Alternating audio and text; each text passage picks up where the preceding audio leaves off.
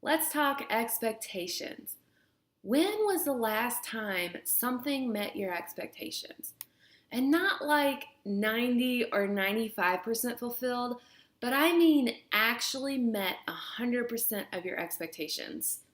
So I've been trying to remember the last time that this happened for me, and I can't come up with a single time, you all. I don't know if I should be disappointed or kind of happy about that. I don't know. But it's tough to do. And what happens when our expectations aren't met? We feel let down on some level, even if it's only slight. And of course, for most of us, instead of seeing the 90% that did meet our expectations, we end up focusing on the 10% that wasn't quite right. So I've tried to throw expectations out the window. Not only has it reduced stress from anticipation, but it also sets me up to be blown away with the experiences I've had. And it makes for a much more enjoyable ride, too. So instead of spending my time thinking about what could be or what might happen, I plant a thought of uncertainty. And it can be something as simple as, I don't know what to expect. So, a recent example when this was the most obvious for me was as I was preparing for the trip that I took across country by train recently. Now, I intentionally booked the ticket and didn't do any other research into what to expect. I knew my starting location and time, and I knew my ending location and time. But outside of that, I didn't know anything. I didn't know the route that I was going to take in between, what I would see, how I would sleep, what the food might be like, what I should pack. I literally didn't look up anything. And I just figured it out as I went.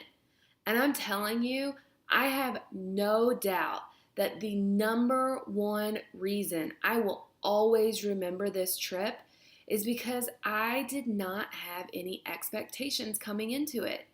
There was no way I could be let down because I only knew the bare minimum. It made the entire trip that much more amazing.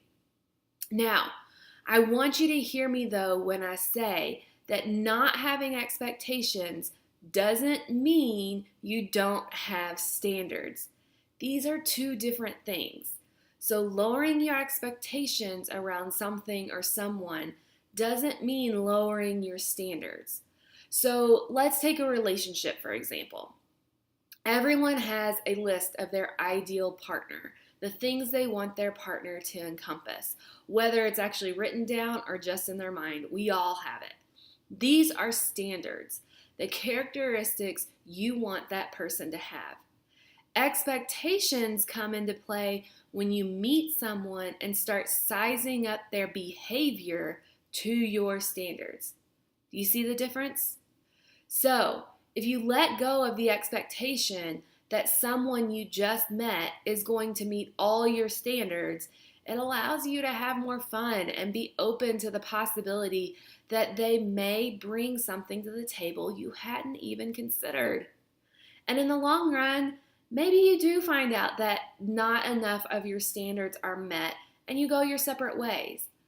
But I will bet that when you do go your separate ways, it is mutual and not filled with stress or frustration along the way to get to this realization. So, you know I like to go for low-hanging apples first.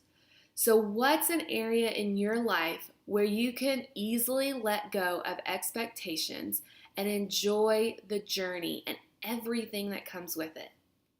In the next week, take notice of the expectations you currently have around that thing, because that's the first thing you need to do in order to let them go. And have fun with this. It can be something that's really awesome, and you might be surprised along the way.